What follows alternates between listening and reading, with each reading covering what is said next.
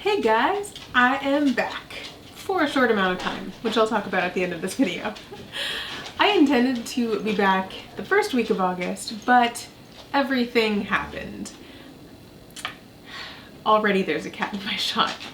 We had our washing machine start smoking and making a weird noise, and I think it was going to catch on fire, and it just went out on us. We had our bed break, and my dog needed surgery, and then, God forbid, Hurricane Isaiah rolled through and we were out of power for 3 days.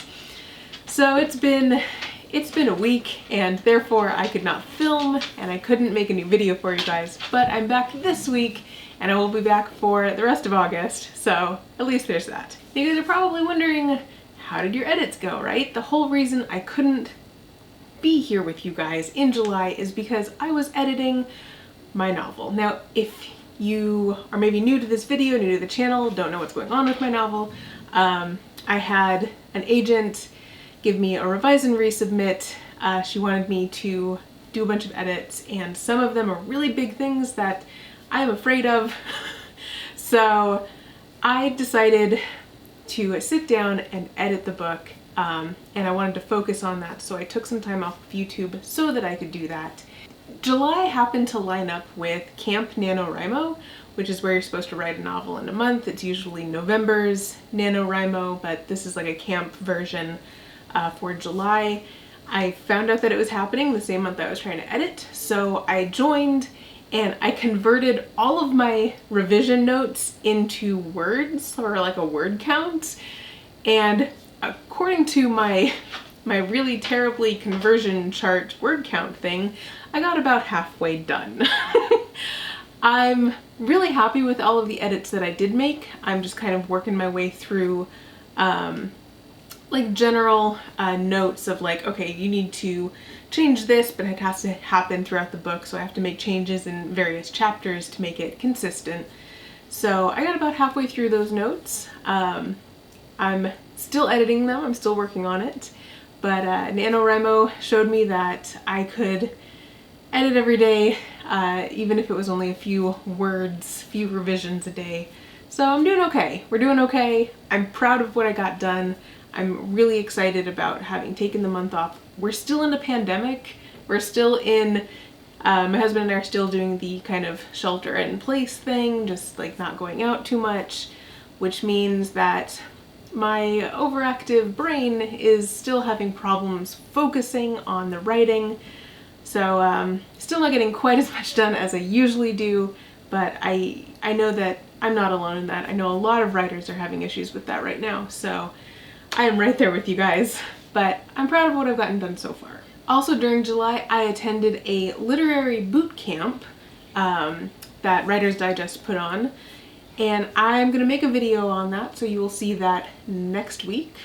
It helps me work on my query and my synopsis and my first pages, but I will have more on how that went next week. But I did also do that, so that was pretty cool. That was like 1 week of my time there as well. So you're probably like, why do we only get you for a short amount of time? What are you talking about? What I said in the first moments of this video.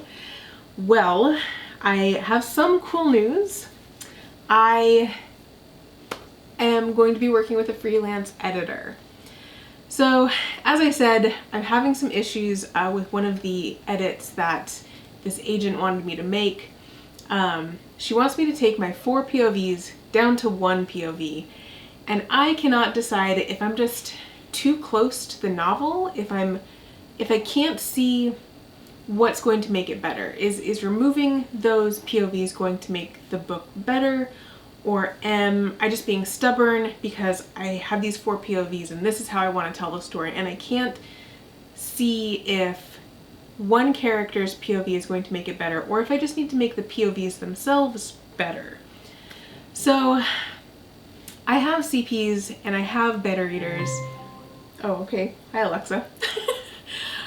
But unfortunately, those CPs and beta readers, it's like life always tends to happen. So it's hard to get people to stick. They all have legitimate reasons why they can't keep CPing and keep beta reading. But they've all loved the story, they just can't keep going with it, which is fine. But that tends to mean I need somebody to be looking at the book. So instead, if I have issues that I just can't see past and I have nobody to talk to about it, I end up kind of leaning into getting an editor just to fill the role that I can't seem to fill when it comes to reading over the work and getting feedback on it. Now I have a specific issue. I have this POV issue. I'm also about 15,000 words over where I'd like to be for a debut science fiction young adult novel. So I'm getting a freelance editor. We've been talking about the POV challenges that I'm facing, the word count things that I'm facing, so I'm going to be working with her. I'm super excited about it, but that means I now have a deadline. The deadline to turn into her is September 21st, and she'll have it for a month until I think 11/9.